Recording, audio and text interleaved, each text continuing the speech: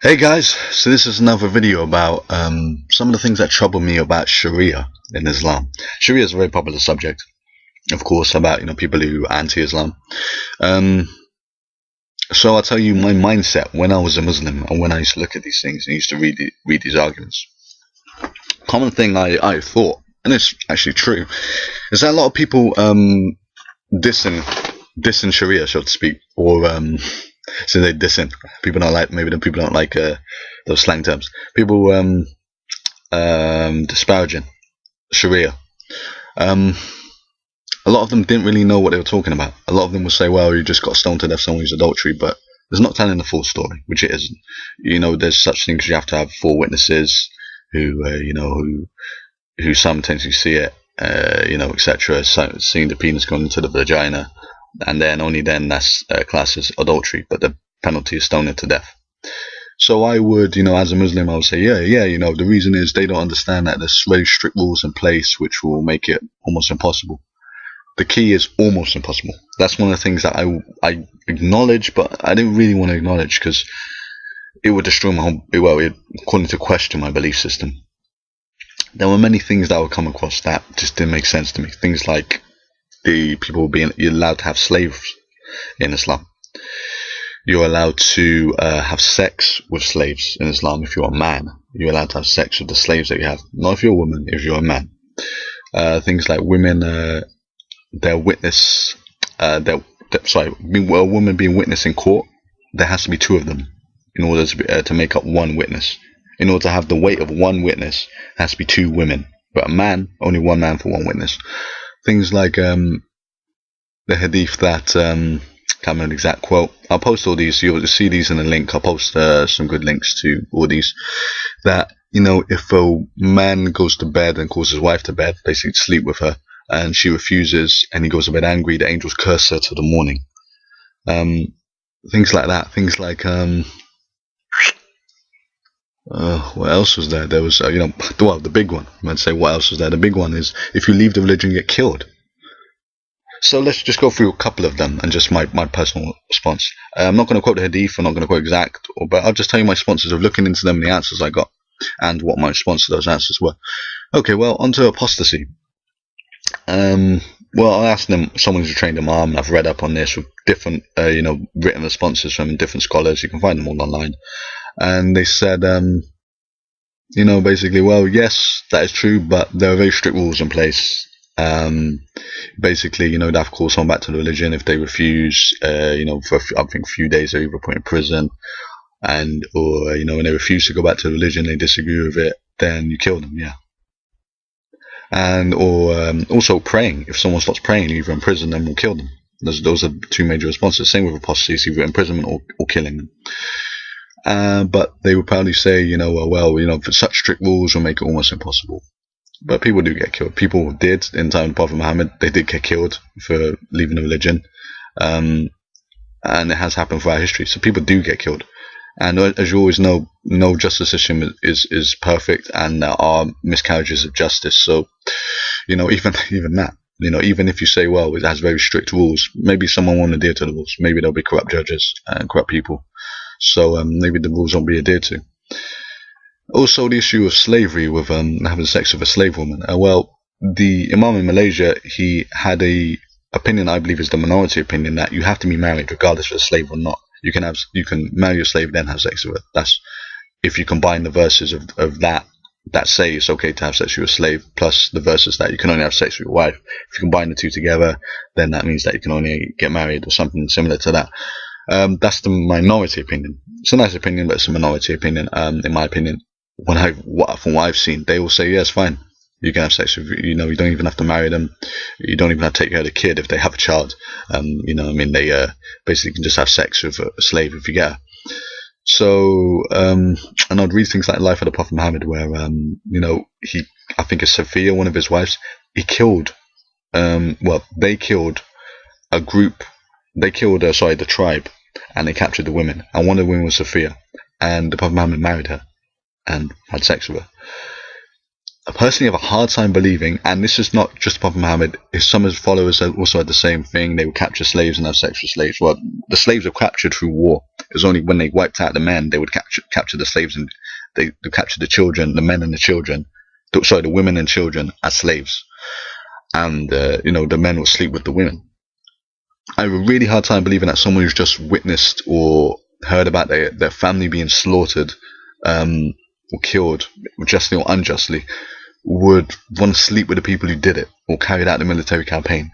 I have a really hard time believing anyone sane would do that. I just don't believe, unless their emotional makeup was radically different to people in the modern age, which I don't really think is true.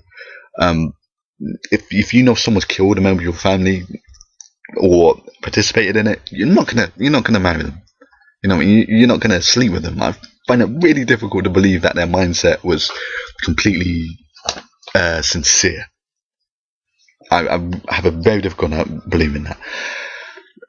Excuse me.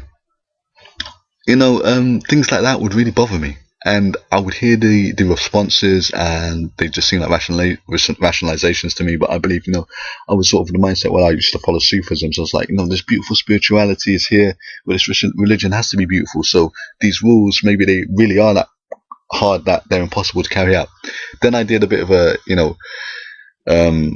a sporadic search into slavery in Islam, and I realized, damn, slavery in Islam went on for years.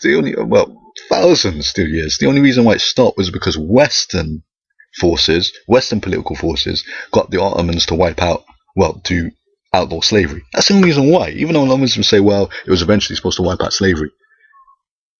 The only reason why it was outlawed was in the Ottoman Empire, which is one of the largest empires in the world, actually, in any civilization, and largest Muslim empire, was because the Western political forces implored them to do it.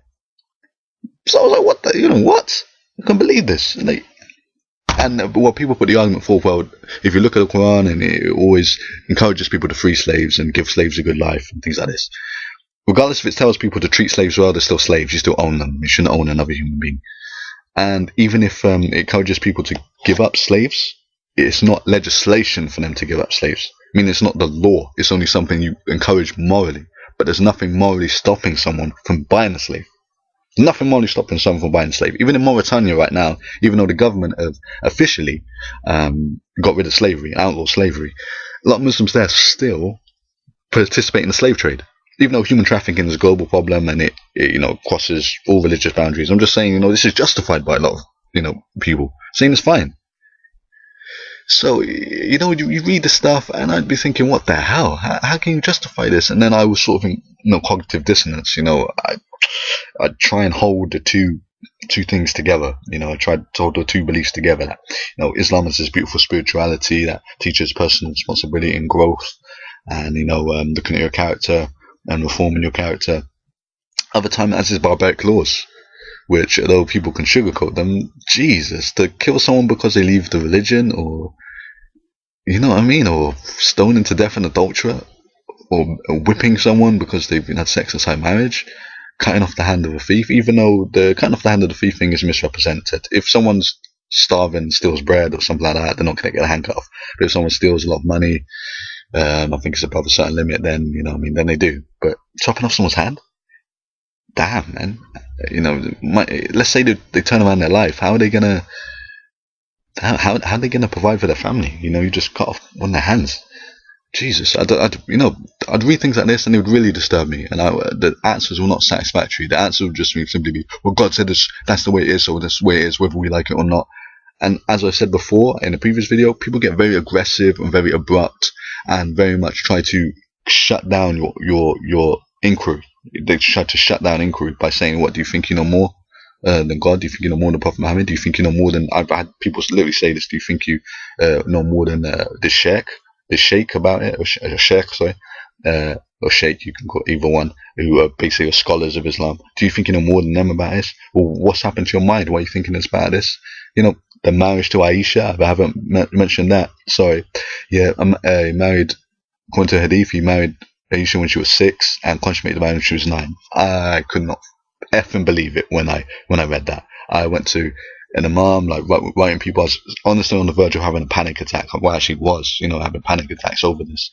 I started asking people, and one brother was a Sufi, so I assumed he's very spiritual and would think, very hard about this. He just said to me, well, it's our prophet, what if our prophet's done it, and, it's alright. I was like, what the fuck? I mean, he's married it, had sex with a 9-year-old. What the hell? Then I looked into it, and then there's opposing opinions that people say, no, she wasn't 9, even though that hadith says that if you look at other evidence about her age, she was closer to 15, 16. I looked into evidence for myself at the time, and I actually did believe that. And I don't actually remember how I looked into it, but I did actually look into it, and I did actually believe that at the time. And maybe I'll look back into it just to confirm it wasn't wishful thinking on my part. But there are people who do believe that she was 15, 16. It is disputed that she was 15, 16. But that's another thing, that even if you believe that he slept with a 9-year-old and you're justifying it, Jesus, sleeping with a 9-year-old? Come on, dude. Do that. So that's my personal opinions of problems within the community. Problems with inquiry into Islam.